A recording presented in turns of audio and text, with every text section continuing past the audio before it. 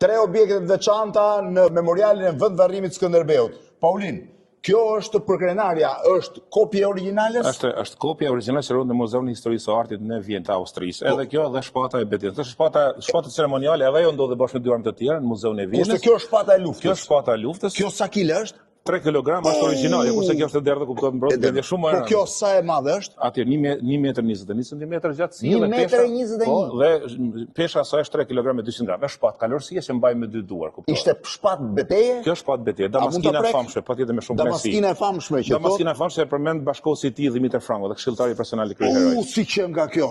Po tash është nga forma. Ti e di nuk është shpata e Fortedheut, është krau Fortë i Skënderbeut. Si që nga.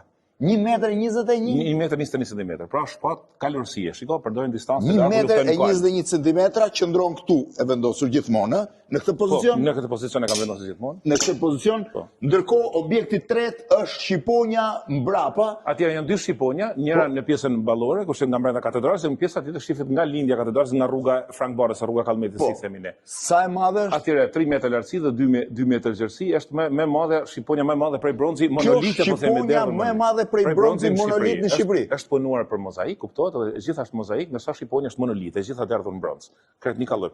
Faleminderit. Faleminderit shumë. Pra memoriali vendvarrimit Skënderbeut ose ish katedrale Shën Nikollës në Lezhë.